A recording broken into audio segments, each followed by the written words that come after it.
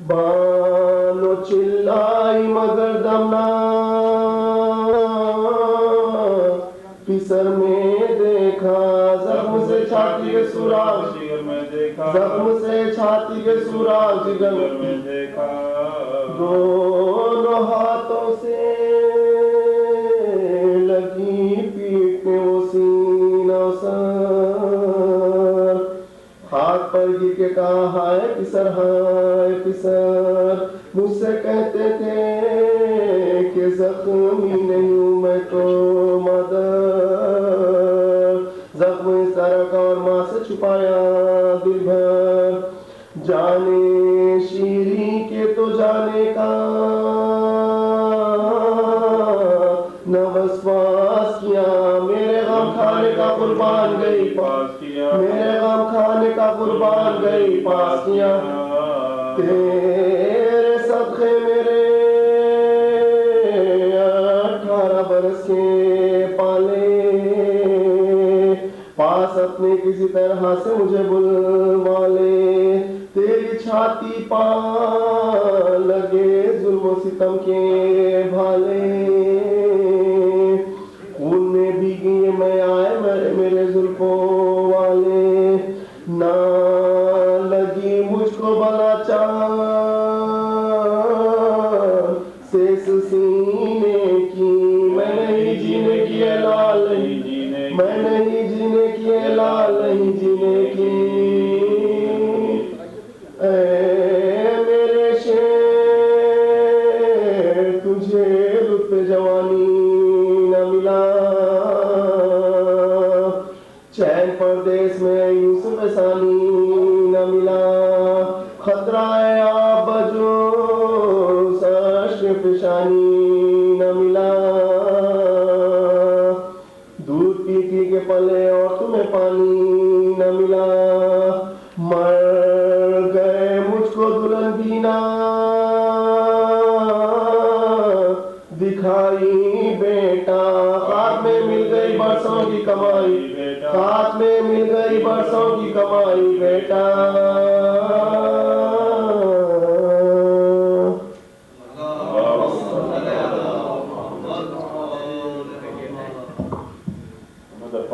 مولانا رئیس جاتی سنسد کے محمد والے محمد صلی اللہ علیہ وسلم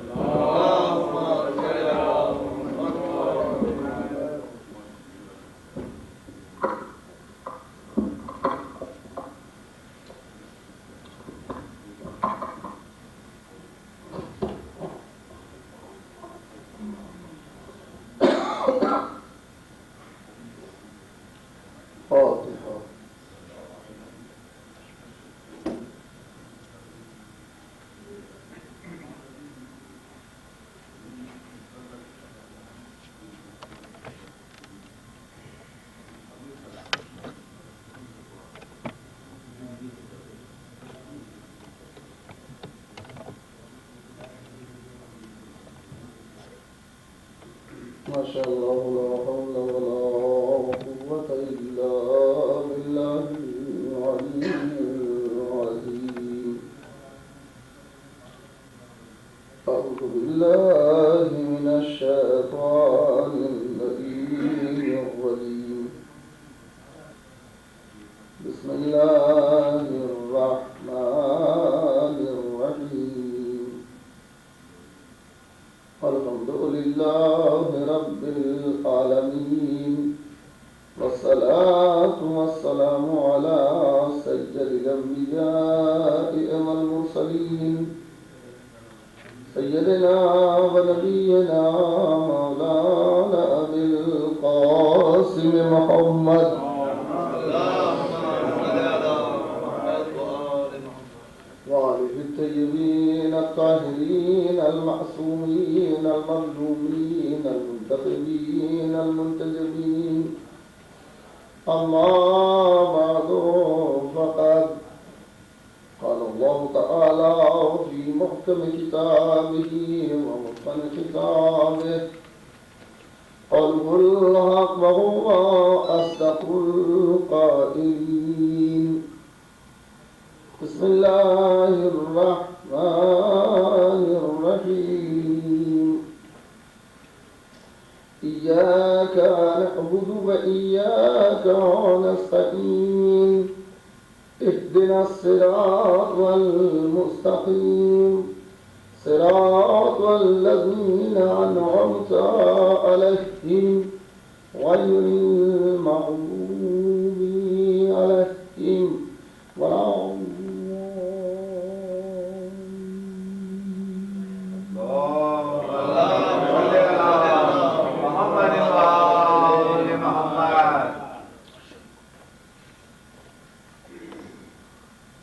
قرآن مقدس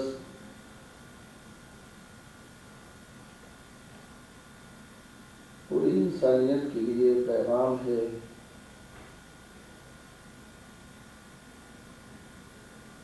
پیغام فلاح بھی ہے، پیغام امن.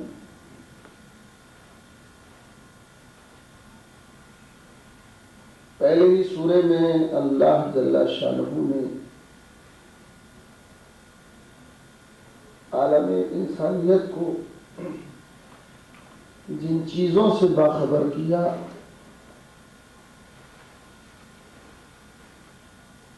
وہ کچھ اس طرح ہیں. پہلی منزل پر اس نے گفتگو کی اپنے تعلق سے کہ تم جتنی بھی تعریف کرو گے میری وہ کم ہے. تم سے جتنی بھی ممکن ہو سکے وہ میری توصیف بیان کرو. تمہاری لفظیں تھک جائیں گی اور تعریف اپنے کمال کو نہیں پہنچ سکے گی.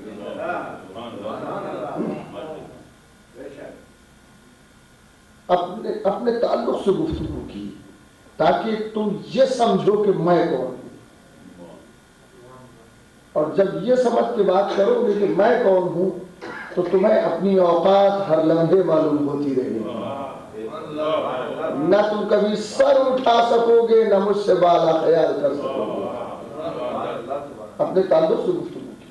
ابتدائی ہے الحمدللہ. الحمد تعریف، تمام تعریف جتنی بھی ممکن ہو سکے. اب وہ کہا جاتا ہے کہ ساری تعریفیں اللہ کے لیے ہیں تو ساری کہتے ہی حد بن گئی. جب یہ کہا کہ تمام تعریفیں اللہ کے لیے ہیں تو لفظ تمام ثابت کرتا ہے کہ کوئی حد ضرور ہے جو تمام ہو رہی ہے. لہذا اس تمام کو ہٹا کے مختصراً یہ کہا جائے کہ تعریف ہے ہی بس اللہ کے لیے تو اب تمام کی امکانات نہیں ہیں. اس لیے کہ ہر ایک آدمی کی تمام تعریف کی ایک حد ہے. ایک جاہل اگر تعریف کرے گا تو اپنی عقل کی بنیاد پر، عالم تعریف کرے گا تو اپنی عقل کی بنیاد پر، اپنے علم کی بنیاد پر. ایک عالم اپنی عقل اور علم کی بنیاد پہ تعریف کرے گا اور اسی پر اگر عارف پروردگار بھی ہے تو وہ اپنی عقل، اپنا علم اور اپنے عرفان کی بدولت تعریف پروردگار کرے گا. تو کیا یہ تینوں کی تعریف برابر ہے؟ نہیں ہے نا. عقل کہتی ہے کہ تینوں کی تعریف کے زاویے الگ الگ ہیں، تینوں کی تعریف کی منتہا الگ الگ ہے. تو تمام تو کہیں نہیں سکتے. تمام کی لفظ تو اللہ کی تعریف کے لیے ممکن ہی نہیں ہے. اس سے کہ ہر آدمی کی اپنی حد ہے، اس سے زیادہ تعریف نہیں کر سکتا. تو پھر اس کے لیے تمام کی لفظ کیا کریں گے؟ تمام کسی چلیے اس میں سے ایک درمیان کا ایک راستہ نکال لیا جائے کہ تمام اسے کہتے ہیں تو ایسے بھی امکان نہیں ہے. پاگل تک تو تعریف کرتا ہے. صلوات علی محمد و آل محمد.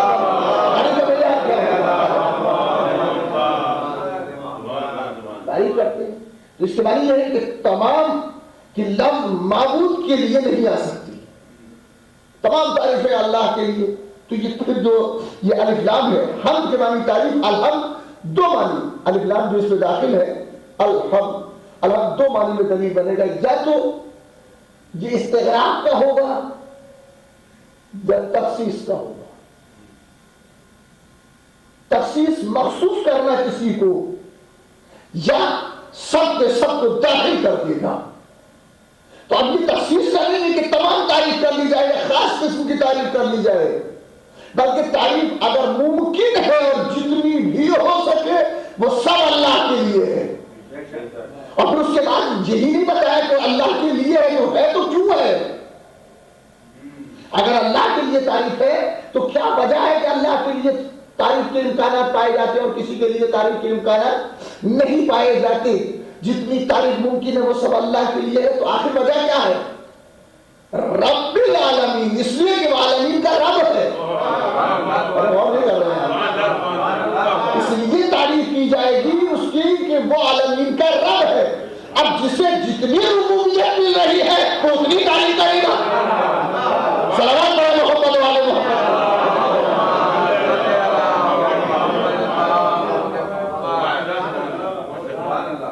الحمدللہ رب العالمین، تعریف اللہ کے لیے. کیوں؟ رب العالمین، وہ عالمین کا رب ہے. اور الحمدللہ وہ رب مسلمین نہیں ہے. رب مسلمین نہیں ہے. اگر مسلمانوں کا رب ہوتا تو قیامت کو اڑ دی جاتی. وہ عالمین کا رب ہے، عالمین کا رب ہے. اس عالمین کے اندر کافر بھی رہتے ہیں، منافق بھی رہتے ہیں، مومن بھی رہتے ہیں، کامل ایمان بھی رہتے ہیں، ناقص ایمان بھی رہتے ہیں، احمق بھی رہتے ہیں، عقل مند بھی رہتے ہیں. تو وہ عقل مند کو بھی رزق دیتا ہے، احمق کو بھی رزق دیتا ہے، کامل ایمان کو بھی رزق دیتا ہے، ناقص ایمان کو بھی رزق دیتا ہے، منافق کو بھی رزق دیتا ہے، کافر کو بھی رزق دیتا ہے. دیتا اس لیے ہے کہ اس وہ خالق ہے، وہ اپنی ذمہ داری کو پورا کر رہا ہے. یہ کرے نہ کرے، بندہ اپنی ذمہ داری کو پورا نہ کرے، یہ نہ کرے، مگر وہ اپنی ذمہ داری کو پورا کر رہا ہے. صلوات پڑھیں محمد والے محمد.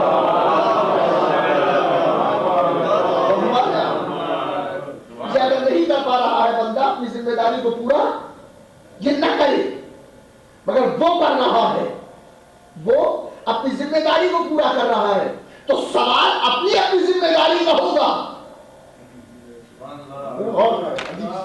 سوال اپنی ذمہ داری کا ہوگا کہ تم نے اپنی ذمہ داری کو پورا کیا کہ نہیں کیا. اللہ کافر کو رزق دیتا ہے یہ جانتے ہوئے کہ منکر ہے. اللہ مومن کو رزق تو دینا ہی چاہیے، منافق کو دیتا ہے یہ جانتے ہوئے کہ دین کی جڑیں اکھاڑ رہا ہے. یہ دلیل ہے اس بات کے لیے جو لوگ کہتے ہیں کہ جب آل محمد کے یہ لوگ مخالف تھے تو علی نے مدد کیوں کی.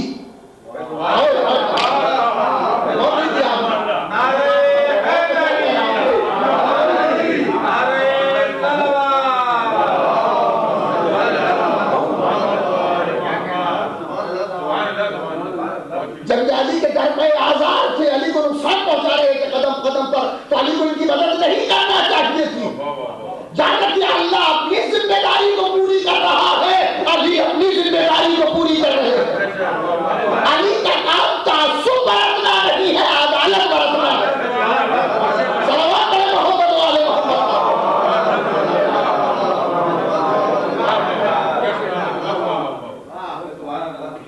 رب مسلمین نہیں ہے، وہ رب عالمین ہے. سب کو رزق دیتا ہے، مومن کافر منافق سب کے سب اس کے دسترخوان نعمت سے نعمتیں کھا رہے ہیں. کھانے نعمت بچھا ہوا ہے، بقدر ذات نعمتیں کھا رہے ہیں. اور یہ کمال ہے اس کا کہ وہ بقدر ذات نہیں دیتا. غور نہیں کیا آپ نے، وہ بقدر ذات نہیں دیتا، یہ بقدر ذات کھاتا ہے. وہ بقدر عطا دیتا ہے، یہ بقدر ذات لیتا ہے. اس کی ضرورت کا دامن تنگ ہو سکتا ہے، اس کی عطا کا دامن تنگ نہیں ہوتا. اس کی عطا پھیلتی رہتی ہے، اس کی عطا پھیلتی رہتی ہے. یہ بھی کمال ہے کہ عقل مند ہی کو رزق نہیں دیتا، عقل مند ہی کو رزق نہیں دیتا. آپ تجزیہ کریں اور تجربہ کریں اور اس دنیا میں دیکھیں اٹھا کر کے آپ آدمی احمق ہوگا مگر رزق کے معاملے میں ہوشیار ہوگا. یہ کیجئے، انالائز کیجئے اپنے سماج کا، اپنے معاشرے کا. جب تجزیہ کریں گے تو اس نتیجے پہ پہنچیں گے ہے تو صحیح بیوقوف مگر اس میں بڑا پکا ہے.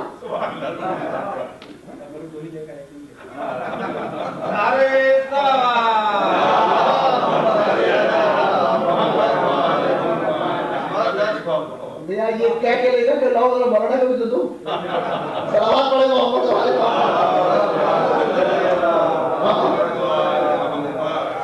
ہمارے یہاں آدمی بیوقوف ہے مگر رزق ہے اس کے پاس. رزق ہے. عقل مند عقل رکھتا ہے بہت عاقل ہے مگر رزق بہت نہیں ہے. رزق بہت نہیں ہے. شاید نہیں یقیناً اللہ نے بے وقوفوں کو رزق اس لیے زیادہ دیا کہ یقیناً یہ نہ سوچ لے جس کا تعلق عقل سے ہے.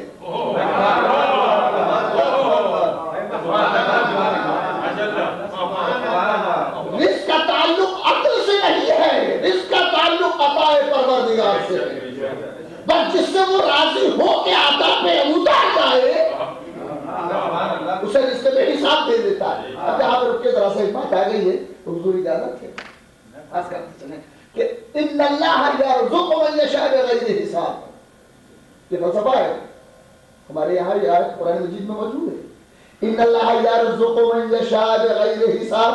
خدا جسے چاہتا ہے بے حساب جسے چاہتا ہے اسے بے حساب اس کی معنی یہ ہے کہ سب کو نہیں دیتا. ان اللہ یرزق من یشاء. بے شک اللہ رزق دیتا ہے من یشاء جسے چاہتا ہے بغیر حساب. بہت نہیں اتنا کہ حساب ممکن نہ ہو سکے. حساب بھی نہ رکھا جائے بغیر حساب. بے پناہ رزق دیتا ہے بے حساب دولت. بے حساب رزق دیتا دولت نہیں. صلوات پڑھے محمد والے.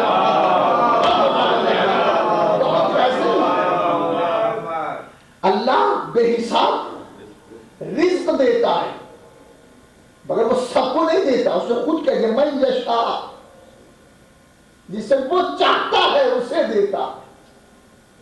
جسے چاہتا ہے اسے دیتا ہے. سب کو دیتا ہی نہیں وہ تو سب کو دیتا نہیں ہے.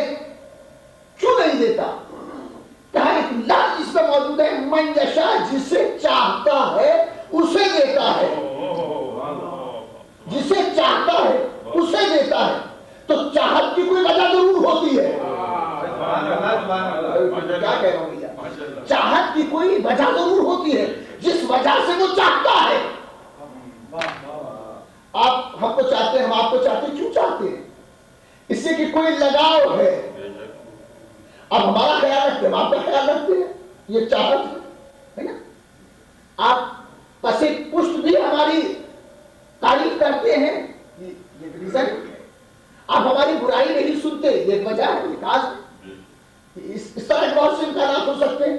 ان اللہ یرزق من یشاء بغیر حساب. اللہ جسے چاہتا ہے اسے بے حساب رزق دیتا ہے. تو رزق کا بے حساب ہونا اس کی چاہت پہ ڈیپینڈ کرتا ہے. وہ جسے چاہے گا اور چاہے گا خامخواہ نہیں. کوئی وجہ ہو گیا. وجہ دو ہو سکتی ہے. مثال کے طور پہ ایک باپ اس کی اولاد. اب اگر کوئی اس کی اولاد سے محبت کرتا ہے تو فطری طور پہ باپ کو لگاؤ پیدا ہو جائے گا. فطری طور پہ لگاؤ پیدا ہو جائے گا کہ یہ میری اولاد کو چاہتا ہے. یا پھر ذاتی طور پر لگاؤ ہو جائے آدمی کو. تو اس کے معنی یہ ہوئے کہ چاہتا ان اللہ یرزق من یشاء بغیر حساب. اللہ بے حساب رزق دیتا ہے جسے چاہتا ہے اور چاہتا اسی کو ہے. یا تو وہ آدمی خود اللہ کو بہت چاہتا ہو یا مخلوق پروردگار کو بہت چاہتا ہو.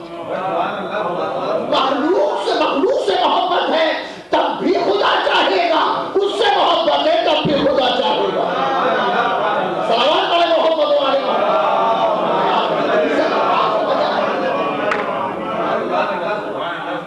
ان اللہ یرزق من یشاء بغیر حساب. خدا جسے چاہتا ہے بے حساب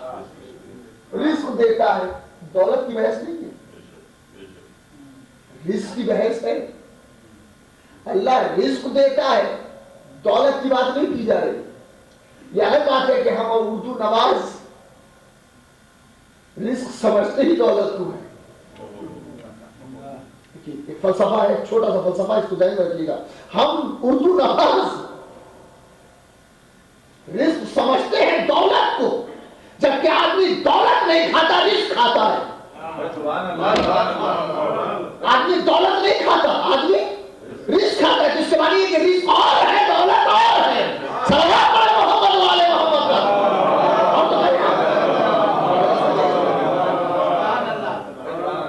آدمی دولت نہیں کھاتا. ڈالر ہے تو ڈالر نہیں کھائے جائیں گے، غلہ کھایا جائے گا، روٹی کھائی جائے گی. کھاتا کچھ اور ہے، کماتا کچھ اور ہے. رزق الگ ہے، دولت الگ ہے. دولت سے بحث نہیں ہے، رزق سے بحث ہے. رزق دیتا ہے. اچھا، رزق پیسے کو نہیں کہتے، سونے چاندی کو رزق نہیں کہتے. رزق اللہم ارزقنا ولدا صالحا، پروردگار ہمیں رزق کر نیک بیٹا. جب بیٹا کھائے گا سبحان اللہ سبحان اللہ، دعاؤں میں ہمیں کرامت فرما، ہمیں عطا فرما پاکیزہ بیٹا، نیک بیٹا. تو اس کے معنی یہ ہوئے کہ رزق کے معنی عطا کے ہیں. سبحان اللہ سبحان اللہ. پروردگار ہمیں پاکیزہ بیٹا عطا کر، ہمیں پاکیزہ بیٹا عطا کر. اب اگر کسی کے پاس دولت نہیں ہے تو خدا کوئی دوسری جو چیز دے دیتا ہے. ان اللہ یرزق من یشاء بغیر حساب. بہترین شکل رزق ہے، بہترین صورت، اچھی صورت رزق ہے. اچھی آواز رزق ہے، اچھی فکر رزق ہے، اچھی عقل رزق ہے. اللہ رزق دیتا ہے، کسی کو عقل عطا فرماتا ہے، کسی کو حسن عطا فرماتا ہے، کسی کو آواز عطا فرماتا ہے، کسی کو صحت عطا فرماتا ہے. کوئی اس کے کرم سے خالی نہیں ہے. صلوات پڑھیں محمد والے محمد. کسی نہ کسی چیز میں بڑھا دیتا ہے، کسی نہ کسی چیز میں آدمی کو مالک بڑھا دیتا ہے، اور وہی چیز اس کا تشخص بنتی ہے، پہچان بن جاتی ہے. وہ اس کی پہچان بن جاتی ہے. اللہ رب مسلمین نہیں ہے، رب عالمین ہے. رب عالمین ہے تو عالمین میں جتنے ہیں سب کی سنتا ہے، جتنے ہیں سب کی سنتا، اس لیے کہ وہ خالق ہے. آدمی کتنا بھی پاجی کیوں نہ ہو مگر اللہ اس سے لگاؤ رکھتا ہے، اس لیے کہ اسے مہلت دیتا ہے سنبھلنے کی اور سدھرنے کی، کہ شاید اب سدھر جائے، شاید اب سمجھ جائے. چنانچہ ایک واقعہ ملتا جب جناب نوح علیہ السلام نے برسوں دعا کی، معبود عذاب عذاب عذاب عذاب، تو عذاب ٹالتا رہا، وہ عذاب ٹالتا رہا. ایک حد آئی، ایک منزل آئی، اس پہ اس نے کہا کہ اب عذاب چاہیے. کہا ٹھیک ہے، عذاب مانگ ہی رہے ہو تو ہم تمہیں عذاب دے دیں. چلیے عذاب آ گیا، اور وہ پانی میں کشتی چلی، اور کشتی چلنے کے بعد ایک جگہ پہ پہنچ گئی، اور جب پھر ہی بیٹھے جناب نوح خالی، تو اب کہہ رہے معبود کیا کروں، کیا کروں؟ کیا وہ کرنا کیا ہے؟ کچھ مٹی کے برتن بناؤ، بیکار مباش کچھ کیا کر، کچھ کرو، مٹی کے برتن بناؤ. جناب نوح نے مٹی کے برتن بنائے. برتن بنا چکے تو کہا معبود اب کیا کروں؟ کہ سوکھنے دو. سوکھ گئے. پروردگار آپ کیا کرنا؟ کہ توڑ دو، توڑ دو. انہوں نے دھڑا دھڑ توڑ ڈالے سارے برتن. کچھ دنوں کے بعد پھر کہا معبود آپ کیا کرو؟ برتن بناؤ. چلیے برتن بن گئے. پھر ماضی کی طرح کہا معبود آپ کیا کروں؟ کہ توڑ ڈالو. نوح نے توڑے. پہلے بڑی تیزی سے توڑے تھے، اب پھر کچھ سوچ کے توڑے. یدی توڑ چکے تو اب پھر کہا معبود کیا کروں؟ کہ برتن بناؤ مٹی کے. چلیے مٹی کے برتن بنائے گئے. اور تیسری مرتبہ جب مٹی کے برتن بنے تو اب آواز دی معبود آپ کیا کرو، کہیں توڑ دو. جناب نوح برتنوں کے قریب پہنچے، بس سنیے اور یاد رکھیے، برتنوں کے قریب پہنچے، جھکا کہا معبود تو کہہ رہا ہے توڑ تو دوں گا، معبود توڑ تو دوں گا اس لیے کہ تو کہہ رہا ہے، مگر معبود میں نے انہیں بنایا ہے. ارے غور نہیں کیا آپ نے؟ معبود بڑی محنت سے میں نے انہیں بنایا ہے، معبود تو کہہ رہا ہے توڑ تو دوں گا میں. کہے نوح پر یہی فرق ہے تم میں اور مجھ میں. نوح تم مٹی کے برتن چونکہ تم نے بنائے ہیں لہذا انہیں نہیں توڑ پا رہے، محبت ہے تمہیں ان سے. ذرا سوچو میں نے لوگوں کو تمہاری وجہ سے ختم کر دیا. مجھ پہ بھی کچھ گزری ہوگی کہ نہیں گزری ہوگی؟ تمہاری وجہ سے میں نے اپنی مخلوق کو ختم کر دیا، پوری مخلوق تباہ ہو گئی تمہاری وجہ سے، تمہارے کہنے سے میں نے ختم کر دیا. تم مٹی کے برتن نہیں توڑ پا رہے ہو، میں نے اپنی مخلوق کو ختم کر دیا. تو اس کے معنی یہ ہوئے کہ اللہ اپنی مخلوق سے بہت محبت کرتا ہے چاہے بری ہی کیوں نہ ہو. مگر تو صحیح اللہ کی، اللہ رب عالمین ہے، عالمین کو رزق دیتا ہے، عالمین کا پروردگار ہے. اور یہی نہیں کہا کہ اس تعریف اس کی کیوں کی جائے، اس سے عالمین کا رب ہے، یہی نہیں کہا، بلکہ اس کے بعد کہا الرحمن الرحیم. رحمان ہے وہ رحیم ہے، رحمان ہے وہ رحیم ہے.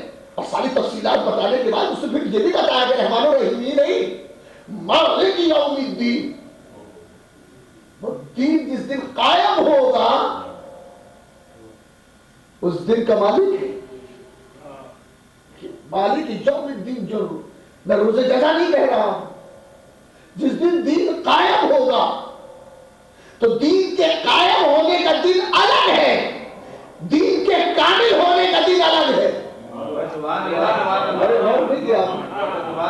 دین جس دن قائم ہوگا وہ دن الگ ہے، دین جس دن کامل ہوا وہ دن الگ ہے. قائم ہوگا کسی قائم کی وجہ سے اور کامل ہوا کسی کامل کی وجہ سے. جب دو نور کے ٹکڑے ایک جگہ مل گئے، دو نور کے ٹکڑے جب ایک جگہ ملے تو وہ نور بھی کامل ہوا اور وہ دین بھی کامل ہوا. نور کے ٹکڑے. اور اس کو یوں نہیں سمجھیں گے، اس کو یوں سمجھا جائے کہ ولادت حضرت علی علیہ السلام کے موقع پر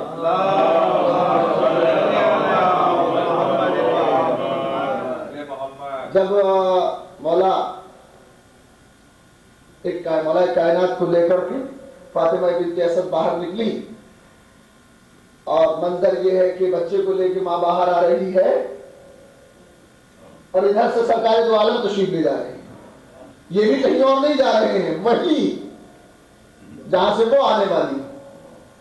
اس کے معنی یہ ہے کہ انہیں ان کے آنے کی اطلاع ہے، انہیں ان کے آنے کی اطلاع ہے. منا ایک روز پہلے تو سرکار واجہ کھڑے ہو سکتے تھے، ایک روز پہلے نہیں کھڑے ہوئے، اسی دن سیم ٹائم. اس کے بعد یہ ہے کہ ٹائم معلوم ہے کہ کب آئے گا، کب آئے گا، کب آئے گا. انہیں ٹائم معلوم ہے، وقت معلوم ہے. یہ ادھر سے چلے اور وہ ادھر سے آئی نکلی. آج جیسے بھی دیواروں کے نظر ہوا وغیرہ وغیرہ تو آپ سنتے رہتے ہی ہیں. مگر بات یہ ہے کہ جیسے ہی وہ نکلی باہر اور انہوں نے کہا کہ بھائی کو مجھے دے دیں، انہوں نے کچھ کہا کہ اس سے دودھ نہیں پیا، اس سے آنکھیں نہیں کھولی، کہیں یہ ہمیں دے دیجیے ہم اس کو دیکھ لیتے ہیں. گود میں لیا. گود میں لینے کے معنی کیا ہے؟ یہ ہے مصطفیٰ، وہ ہے مرتضیٰ. مصطفیٰ نے مرتضیٰ کو گود میں لیا ہے. نہیں، دو نور کے ٹکڑے ہیں جو آج مل کے کامل ہوئے ہیں. دو نور کے ٹکڑے ہیں جو مل کے کامل ہوئے ہیں. بقول جوش ملی آبادی کے جیسے ہی نصف نور ملا نصف نور سے. جوش ملی آبادی بڑا مفکر، بڑا عظیم شاعر. جنت و دوزخ دینا کام ہمارا نہیں ہے، وہ اللہ جانے.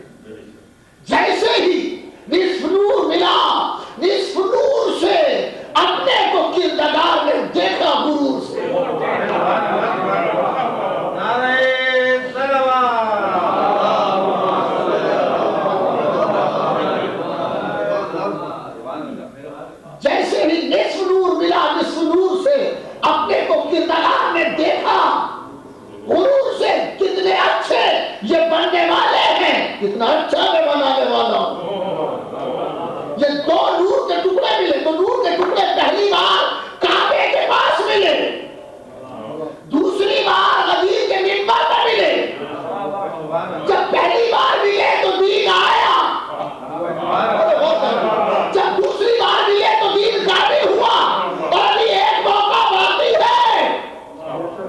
میں غور نہیں کیا آپ نے، یہ بہت بڑا مرحلہ ہے سوچنے کا، اس لیے کہ قرآن کی کچھ آیتیں ابھی شرمندہ تفسیر ہیں، ان کی تفسیر ابھی نہیں ہو سکی ہے، ان کی تفسیر ابھی باقی ہے۔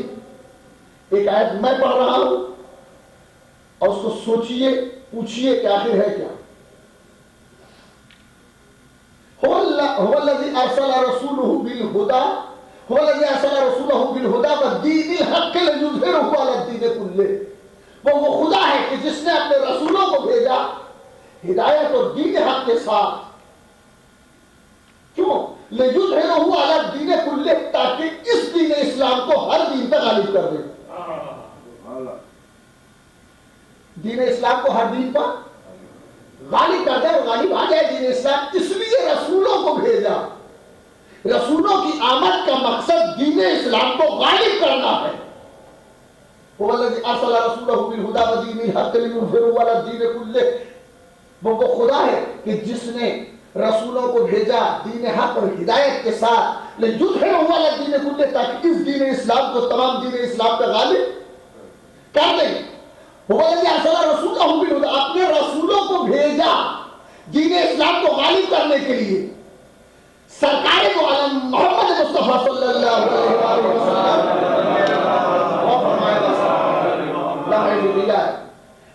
حضور آخری نبی ہے، بلا تکلف، اس سے تو انکار نہیں کیا جا سکتا، آخری نبی ہے، آخری رسول ہے، تو اس آخری رسول تک آتے آتے دین اسلام کو ہر دین پر غالب ہو جانا چاہیے۔ آیت کیا ہے؟ وَالَّذِي أَرْسَلَ رَسُولَهُ بِالْهُدَىٰ وَدِينِ الْحَقِّ، اللہ نے اپنے رسولوں کو بھیجا دین حق اور ہدایت کے ساتھ، کیوں؟ اس نے لِيُظْهِرَهُ عَلَى الدِّينِ كُلِّهِ، تاکہ اس دین اسلام کو ہر دین پر غالب کر دیں۔ اس لیے بھیجا، وجہ یہ تھی کہ چاہتا یہ تھا معبود کہ دین اسلام ہر دین پر غالب آ جائے، مقصدیت یہ تھی۔ اب اگر آخری رسول تک بھی یہ کام نہیں ہو پاتا ہے تو مشن ناکام۔ آخری رسول پیغمبر اسلام محمد مصطفیٰ خاتم الانبیاء ہے، ان کے بعد کوئی نبی آنے والا نہیں ہے، کوئی رسول آنے والا نہیں ہے، تو جو کچھ ہونا ہے ان کے زمانے میں ہو جائے، دین غالب آ جائے ہر دین کے اوپر۔ غالب آنے کی دو صورت ہے کہ یا تو تمام دین مٹ جائیں، ختم ہو جائیں، یا اسے ٹیکس دینا گوارا کر لیں سب۔ اگر سارے کے سارے ٹیکس دینا گوارا کرتے تب بھی اسلام کے اندر میں ہے، اسلام کے تحت ہے، اسلام کے لیے سنبھالی ہے۔ اور اگر ایسا نہیں ہو پا رہا ہے تو اس کی دوسرے معنی یہ ہوں گے کہ دین سب کے سب ختم ہو جائے، بس ایک دین غالب، ایک دین باقی رہ جائے۔ مگر نہ سب نے ٹیکس دیا، پہلے پیغمبر تک نہ سب نے ٹیکس دیا، اور نہ ہی دین سارے مٹے۔ تو اس کے معنی یہ ہے کہ آیت تو ابھی تفسیر طلب ہے نا، آیت ابھی تفسیر طلب ہے، ابھی اس کی تفسیر چاہیے۔ دین غالب نہیں ہوا ہے، دین اب نہ اس وقت غالب ہوا تھا نہ اب غالب ہے، تو پھر یا یہ قرآن کی آیت غلط ہے؟ قرآن کی آیت غلط ہے؟ ممکن نہیں ہے، آدمی غلط ہو سکتا ہے، قرآن غلط نہیں ہو سکتا، اور ہم اس کے قائل نہیں ہیں، خود بدلتے نہیں، قرآن کو بدل دیتے ہیں۔ صلوات پڑھیں محمد و آل محمد۔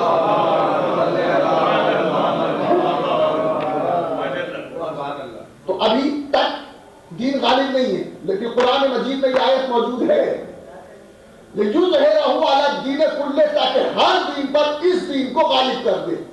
رسول آئے اس لیے ہے۔ چنانچہ روایتیں پڑھیں، حدیث کی کتابوں کو دیکھیں، سنی شیعہ بلا کسی اختلاف کے، تو ایک روایت ضرور ملتی ہے کہ پیغمبر نے فرمایا میرے بعد 12 جانشین ہوں گے، سب کے سب قریش سے، میرے 12 خلیفہ ہوں گے، سب کے سب قریش سے، میرے 12 جانشین ہیں، وہی خلیفہ ہیں، وہ سب بنی فاطمہ ہیں، میرے بعد 12 امام آئیں گے جن کا اول علی ہے، جن کا آخر مہدی ہے۔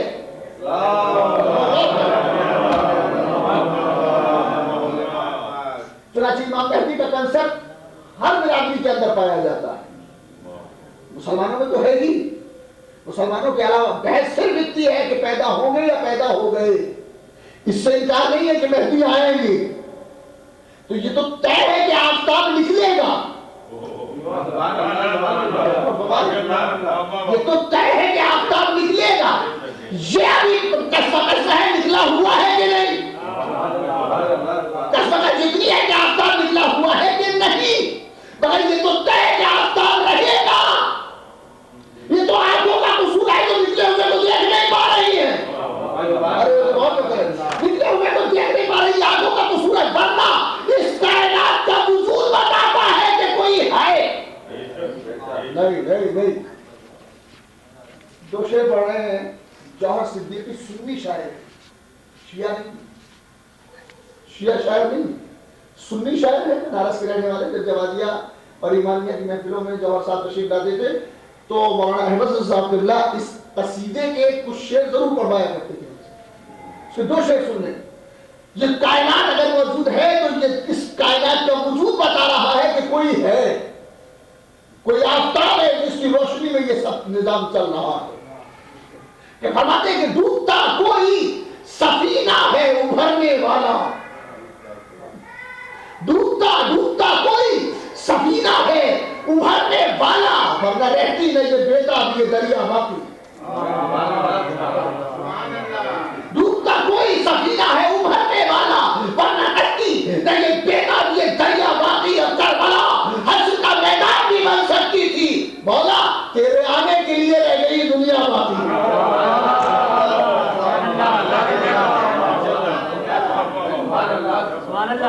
کربلا حشر کا میدان بھی بن سکتی تھی تیرے آنے کے لیے. یہ دنیا اگر باقی ہے تو کسی کے آنے کے لیے ہے. تو اس کے آنے کی ریزن کیا ہے, اس کے آنے کی وجہ کیا ہے؟ وہ آئی کیوں رہا ہے, آ کیوں رہا ہے؟ کربلا کے بعد کسی کی ضرورت باقی ہے کیا؟ وہ آ رہا ہے. یہ کہہ کے آئے گا تو آئے گا. کیوں آئے گا؟ تو جہاں تمام علماء نے سنی شیعہ سب نے یہ لکھا کہ وہ آنے والا آئے گا, وہی یہ بھی لکھا کہ تمام مذاہب ختم ہو جائیں گے, ایک دین باقی ہوگا. تو اس کے معنی یہ ہے کہ وہ آئے اس لیے رہا ہے کہ تمام دینوں کو ختم کر دے اور تمام ادیان میں دین اسلام کو غالب کر دے. تو وہ جو آخری ہے نا, اس کا کام یہ ہے کہ تمام دینوں پر دین اسلام کو غالب کر دے. تو اس کے معنی یہ ہوئے کہ کمال تک دین کو پہنچانا مصطفیٰ کا کام تھا, دین کو غالب کرنا مہدی کا کام تھا.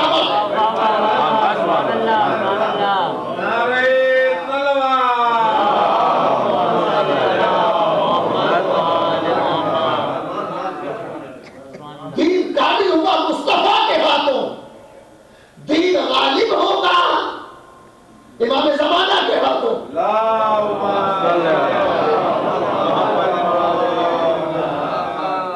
دین کو کامل کر دینا پیغمبر کا کام تھا, دین کو غالب کر دینا ان کا کام ہے. جو پردے میں ہے ان کا کام دین کو غالب کر دینا ہے. تو پردہ فضول نہیں ہے, اس کو پردے میں رکھا اس لیے ہے کہ ایک دن اس کو نکال کے اپنے دین کو غالب کرے گا. غلبہ اس کے پاس ہے, کمال ان کے پاس ہے.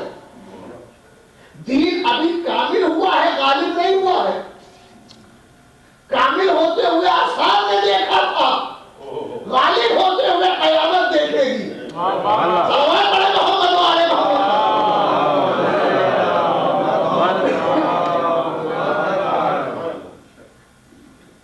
کامل ہوا ہے, غالب نہیں ہوا ہے. یہ بات طے ہے, یہاں تک پہنچ گئے.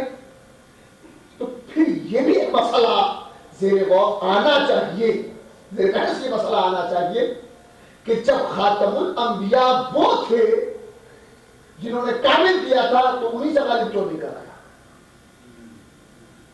جب کامل وہ کر سکتے ہیں تو غالب کیوں نہیں کریں گے؟ غالب بھی ان کو کرنا چاہیے. مگر کامل کیا ہے مصطفیٰ نے,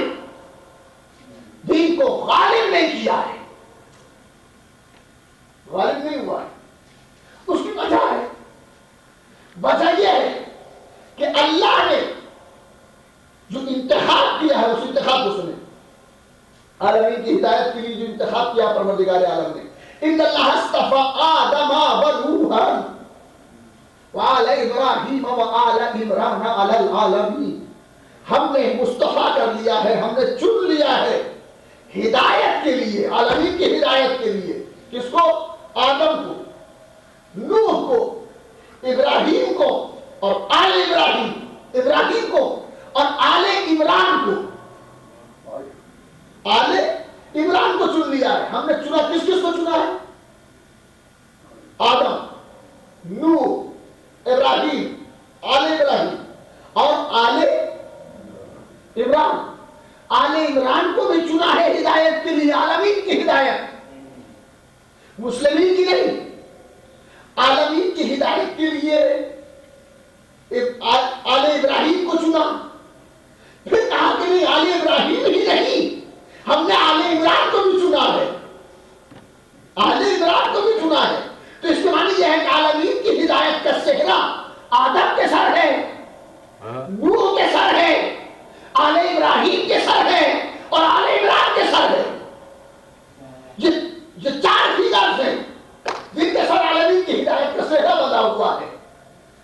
یہاں تک سمجھ میں آتا ہے ان اللہ اصطفى آدم ونوحا, نوح تک سمجھ میں آتا ہے. آل ابراہیم یہ سمجھ میں آتا ہے. تو آل ابراہیم دو طرح کی ہے, یا تو نسل اسحاق ہے یا نسل اسماعیل ہے. نسل اسماعیل ہے یا نسل صلوات پڑھے محمد.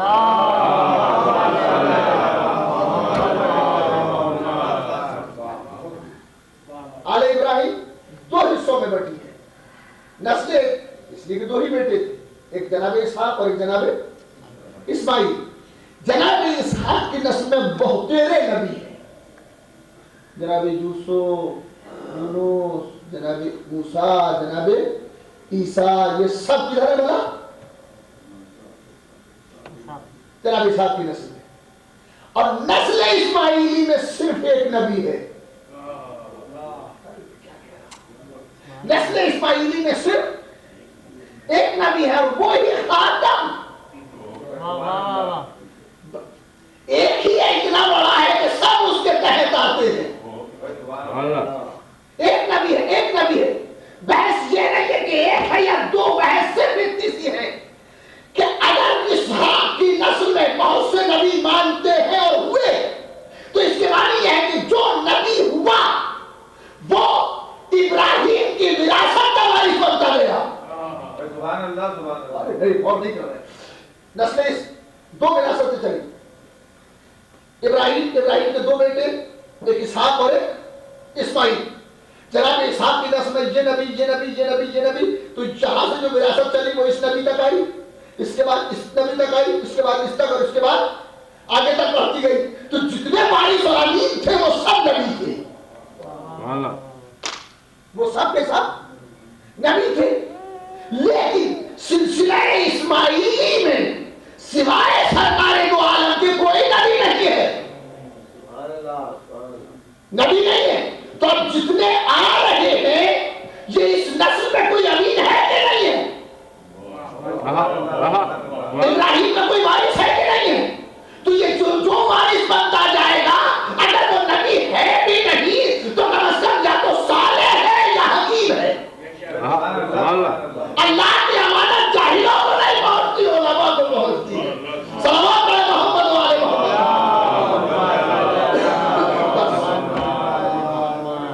آنا پڑے گا کوئی نہ کوئی. اس پوری نسل میں اسماعیل تک, جناب اسماعیل سے لے کے ان کی وراثت کا وارث جتنے جتنے جتنے جتنے ہوتے رہے سرکار دو عالم تک, وہ سب اس لائق تھے کہ وارث ابراہیم کہلا سکے. یہ تفصیل بحث مجھے نہیں کرنا, میں جو بات کہہ رہا ہوں وہ بالکل دوسری ہے. کمال اور غلبے کی بحث ہے. غلبہ جب کامل ان سے کرایا تھا تو غالب بھی انہیں سے کرا دیا ہوتا, مگر نہیں. کہیں اللہ اصطفى آدم ونوحا وآل ابراہیم وآل عمران علی العالمین. ہم نے عالمین کی ہدایت کے لیے آدم کو چنا ہے, نوح کو چنا ہے, ابراہیم کو چنا ہے اور آل عمران, آل ابراہیم اور آل عمران. تو اب سوال یہ پیدا ہوتا ہے کہ آل عمران کون ہے؟ یہ آل عمران کون ہے؟ جواب دینے والے مفسرین نے جواب دیا کہ آل عمران سے مراد نسل اسحاق کے 2 وارث ہیں، 2 میں سے کوئی ایک ہے، یا تو موسیٰ کے والد جناب موسیٰ کے باپ عمران ان کی آل کو منتخب کیا ہے، یا عیسیٰ کے نانا عمران ہے ان کی آل منتخب ہے، اور ہمارے یا تو ان کی آل ہے، یا اگر موسیٰ کے باپ کو مان لیا جائے کہ ان کی آل، تو نسل موسیٰ سے زمین پر کوئی نمائندہ ہونا ضروری ہے۔ ہدایت کس کی کرے گا؟ ہوگا تبھی نہ کرے گا، ہوگا تو ہدایت کرے گا۔ اور اگر عیسیٰ کی نسل والے مان لیا جائے تو ان کی نسل سے بھی وہی بات ہے کہ آسمان والا نہیں چلے گا، ہدایت زمین والوں کو کرنا ہے، لہذا زمین پر کوئی ایسا ہو جو اس نسل کا ہدایت کرے، کہا ہی نہیں۔ تو اس کے بعد یہ ہے کہ آل عمران وہ نہیں ہے، آل عمران وہ نہیں ہے۔ اگر آل عمران وہ ہوتے تو آل ابراہیم تو کہہ دیا، جب آل ابراہیم کہہ دیا گیا تو وہ عمران تو خود بخود آ گئے اس نسل میں۔ اس کے بعد یہ کہ یہ کوئی اور ہے اور اس کا منصب بھی کوئی اور ہے، یہ عمران کوئی اور ہے اور اس کا منصب بھی کوئی اور ہے، اس کا منصب بھی کوئی اور ہے۔ چنانچہ جب معصوم سے سوال کیا گیا سرکار یہ آل عمران کون ہے، تو جواب میں فرمایا عمران ڈھونڈو آج سمجھ میں آ جائے گی۔ اور تو کرے عمران تلاش کرو آج سمجھ میں آ جائے گی۔ کہا عمران کون ہے؟ کہا ایک عمران ہے، بہت تیرے عمران مراد نہیں ہے، یہ کوئی ایسا عمران ہے کہ گھر اس کا ہو ولادت مصطفیٰ کی ہو، وہ عمران ہو اور اس کے بیٹے کی ولادت کعبے میں ہو۔ عمران جناب ابو طالب کا اصل نام ہے، تو اللہ نے ہدایت کے لیے آدم کو چنا ہے، نوح کو چنا ہے، آل ابراہیم کو چنا ہے، یا نسل ابو طالب کو چنا ہے؟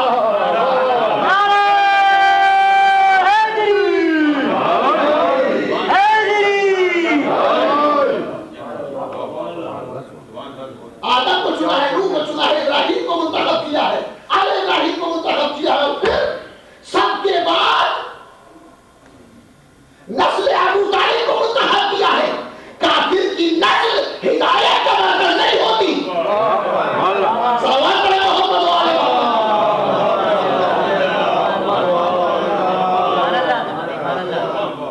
اللہ نے انہیں ہدایت کے لیے منتخب کیا ہے۔ کسے؟ یہ تو احمق ہے، بے وقوف ہے مسلمان کہ آج تک ابو طالب کو نہیں سمجھا، اور سمجھے گا بھی کیسے؟ اس کے سمجھ میں آنا بھی نہیں چاہیے، اس لیے کہ ہر آدمی دوسرے کو اپنے چشمے سے دیکھتا ہے۔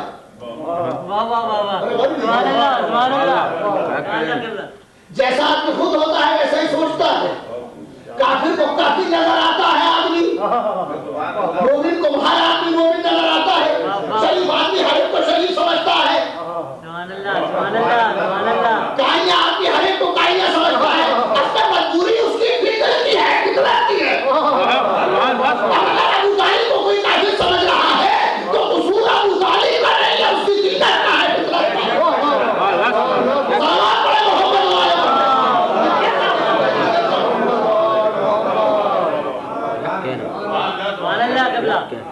اس لیے کہ اس کے جیسے تو بن نہیں سکتے، اس کو اپنا جیسا چونا بنا لیں۔ ایک شعر سن لیں، بہت قیمتی شعر، اس لیے کہ 3-4 سے بھاری اگر ایک ہی ہو تو کتنا اچھا ہے۔ 4 شعریے نہ سنا کہ ایک شعر سنا کہ صلوات پڑھیں محمد والے شعر سنا آپ کیا کریں۔ اب یہ چونکہ آپ شاعر ہیں خود فیصلہ کریں گے، مجھے یہ شعر سنایا تھا سہیل افندی صاحب۔ سہیل افندی صاحب بڑے مفکر، عقل کے مضبوط آدمی، شعر اللہ کی پناہ کہاں سے نکالتے، ان کا اپنا شعر فرماتے ہیں کہ یہ ابو طالب کا جلوہ ہے کہ رشتے تو۔ نہیں سنا ہوگا اس مزاج کا شعر، دعویٰ تو نہیں کرتا مگر حقیق کی جتنی نظر ہے اس نظر کے مطابق عرض کر رہا ہوں کہ یہ ابو طالب کا جلوہ ہے کہ رشتے دور ہے، ایک پیشانی میں 12 اولیاء کا نور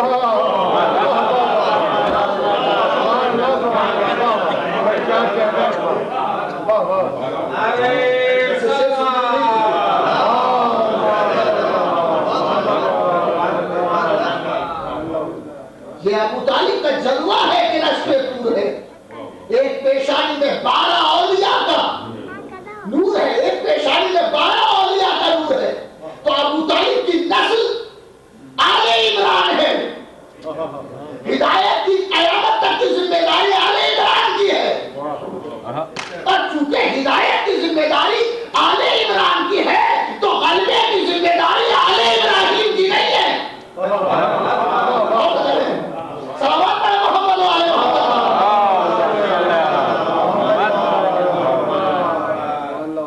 دین کو غالب کرنے کی ذمہ داری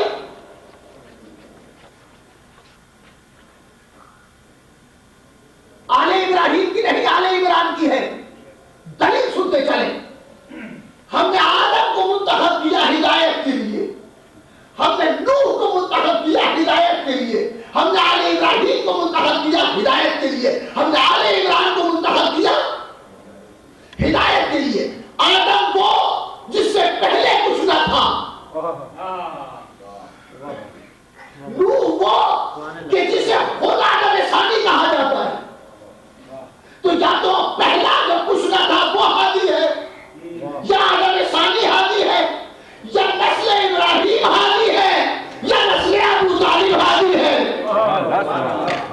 تو ایک کا کام تھا، آدم کا کام تھا ہدایت کے لیے آمادہ کرنا، نوح کا کام تھا ہدایت کرنا، آل ابراہیم کا کام تھا دین کو کامل کرنا، آل عمران کا کام ہے دین کو غالب کرنا۔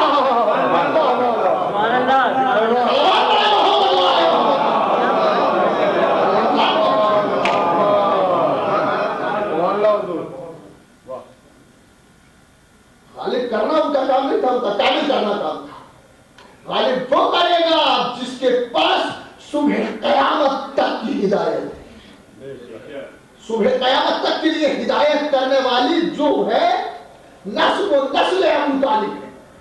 اور سرکار کا جملہ کہ جب تک میرا قائم موجود ہے قیامت نہیں آئے گی، جب تک مہدی ہے قیامت، جب مہدی نہیں رہیں گے تو قیامت آ جائے گی۔ جس سے معنی یہ ہے کہ قیامت کو روکے ہوئے ہے وجود امام۔ قیامت رکی ہوئی ہے ان کی وجہ سے رکی ہوئی ہے۔ جس دن یہ نہیں رہیں گے قیامت آ جائے گی۔ تو قیامت رکی ہے امام مہدی کی وجہ سے۔ میں بتا رہا ہوں کہ قیامت رکی ہوئی ہے نسل ابو طالب کی وجہ سے۔ جس دن ابو طالب کی نسل نہ ہوگی اس دن قیامت آ جائے گی۔ جس سے معنی یہ ہے کہ اللہ دنیا کو باقی رکھے ہوئے ہے نسل ابو طالب کے صدقے میں۔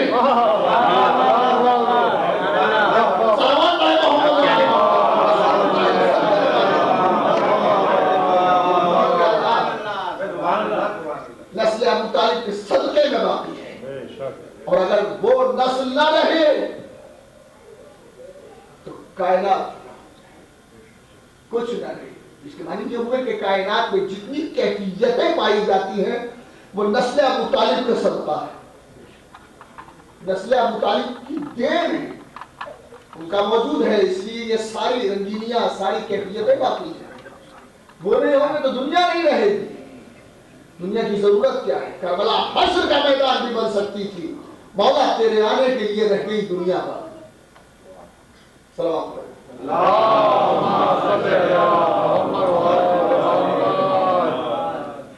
دنیا اگر باقی ہے تو نسل ابو طالب کی وجہ سے، آل عمران کی وجہ سے۔ آل عمران کا کام ہے دین کو غالب کر دینا۔ دین کامل ہوا ہے مصطفیٰ کے ہاتھوں، غالب ہوگا امام زمانہ کے ہاتھوں۔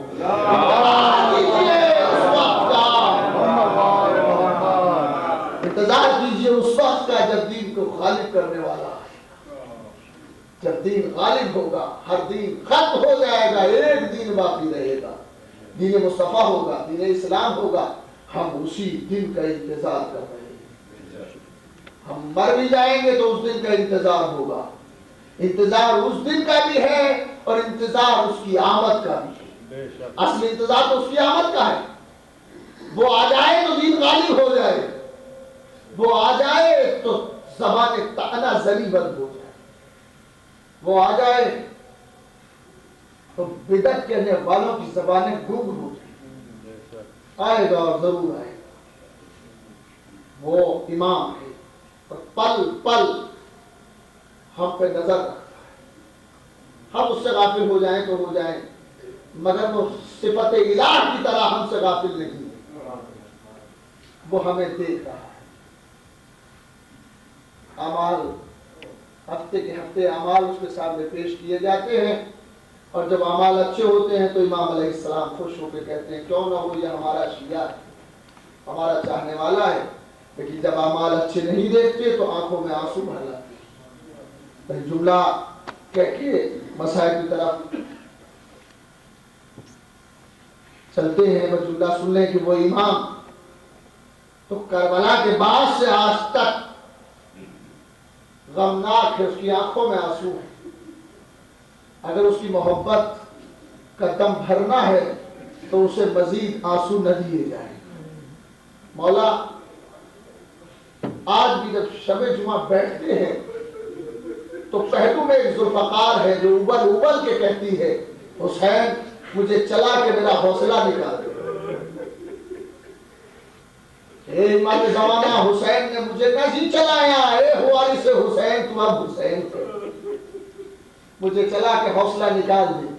حسن مجتبیٰ نے ضبط سے کام لیا، قلم سے کام لے لیا، مجھے نہ چلایا، علی کے بعد سے ابھی تک نہیں چلی۔ حسین نے مجھے نیام میں رکھ لیا، لیکن اے وارث حسین، اے منتقل خون حسین، اب حوصلہ نکال، اس لیے کہ دل میں چھالے پڑے ہوئے ہیں اس دن سے جس دن قبر اصغر بنائی تھی۔ جب سے لحد شیر خار بنائی ہے تب سے چھالے پڑے ہوئے ہیں، تب سے عجب کیفیت ہے، اس لیے کہ بے کس حسین جب علی اصغر کی قبر بنا رہے ہیں، علی اصغر کی لحد بنا، بے کسی کا عالم دیکھیے، ایک ہاتھ میں جنازہ شیر خار تھامے ہوئے، کانے سے لگائے ہوئے، ایک ہاتھ سے جنازہ شیر خار تھامے ہوئے، دوسرے سے بیت الفقار لے کے بے کس حسین علی اصغر کی قبر بنا رہے ہیں، قبر بنا رہے ہیں، علی اصغر کی قبر بن رہی ہے۔ حسین نے محسوس کیا کہ کہیں سے رونے کی آواز آ رہی ہے۔ اب جو حسین نے غور سے دیکھا تو ذوالفقار کے قبضے سے آنسو بہ رہے ہیں، آنسو ٹپک رہے ہیں۔ بے کس حسین نے فرمایا ذوالفقار کیا تو بھی میری بے کسی پر رو رہی ہے؟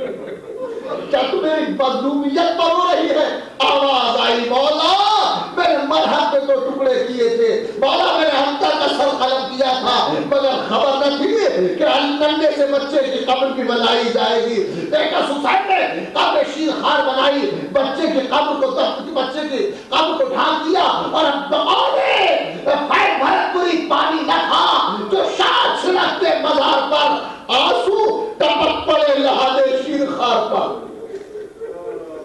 رو رو کے حسین نے بچے کی قبر کو تر کیا، بچے کی قبر کو تر کیا، اور اب بے کس حسین قبر سے اٹھے علی اصغر کو دفن کر چکے، اور ابا کو جا کے کیا بتائیں کہ اصغر مارا گیا۔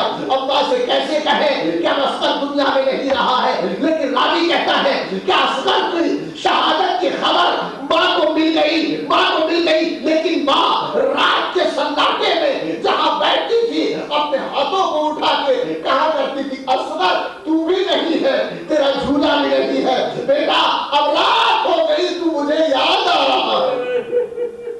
یہ فطری تقاضے ہیں، یہ وہ مائیں بتائیں گی جن کے دودھ پیتے ہوئے بچے مر گئے ہیں، جب شام ہوتی ہے تو یہ دودھ پینے والا بچہ ماں کو بہت یاد آتا ہے۔ ارے جب لیلا جب رباب کو اصغر یاد آئے تو جلے ہوئے خیموں کی رات پہ بیٹھی ہوئی رباب اپنے لال کا ماتم کر رہی ہے، اپنے لال کو رو رہی ہے، اپنے لال پہ گرجا کر رہی ہے۔ راوی کہتا ہے رباب کربلا سے چلی، کربلا سے کوفہ آئی، کوفہ سے شام پہنچی، اور شام پہنچ رباب کی ایک اور امانت تھی، سکینہ زندان شام میں رہ گئی، سکینہ زندان شام میں رہ گئی، بچی بڑی مدفن ہو گئی۔ راوی کہتا ہے کہ بچی کی شہادت کے بعد بیویوں کو راحت کا سانس ملا، بیویوں کو رہائی کا پیغام ملا، لیکن جب رہائی کا پیغام ملا تو سب سے پہلے زینب نے کہا بیٹا سید سجاد میں اپنے بھیا کا ماتم کروں گی۔ لیجیے ماتم کا مکان خالی ہوا، ماتم کیا گیا، اور اب راوی کہتا ہے کہ سید سجاد نے پھوپھی اماں سے کہا پھوپھی اماں یزید کہہ رہا ہے چاہے تو شام میں رہے چاہے مدینہ چلے جائے، اب آزاد کیا گیا ہے، رہا کر رہا ہے، کہا بیٹا میں مدینے جاؤں گی لیکن سب سے پہلے اپنے بھیجا کے مزار پر جاؤں گی۔ لیجیے محفلیں تیار ہوئی، اب محفلوں میں سبز کپڑے لگے ہوئے ہیں، سب محفلیں ہیں۔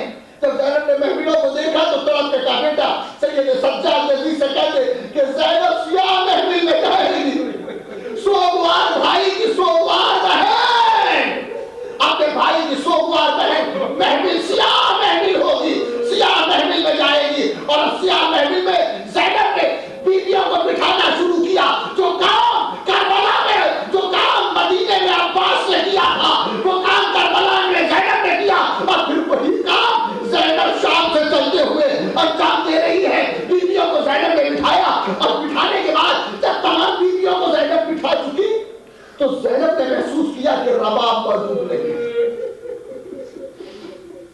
رباب موجود نہیں ہے۔ زینب نے کچھ تلاش کیا، اور پھر زینب کو خیال آیا ہو سکتا ہے زندان میں قبر سکینہ پہ ہو۔ چنانچہ زینب زندان میں آئی اور جب منظر دیکھا ماں بچی کی قبر پر لیٹی ہوئی ہے، دونوں بازوؤں میں قبر کو لیے ہوئے ہیں سکینہ کی، اور ماں تڑپ کے کہتی ہے سکینہ اٹھ کے بتاؤ ماں مدینے کس طرح جائے، ماں کس منہ سے بدل جائے۔ جناب زینب پہنچی، جناب زینب نے بیوی کے شانے پہ ہاتھ رکھا، شانے پہ ہاتھ رکھ کے کہا بھابھی چلو قافلہ جا رہا ہے۔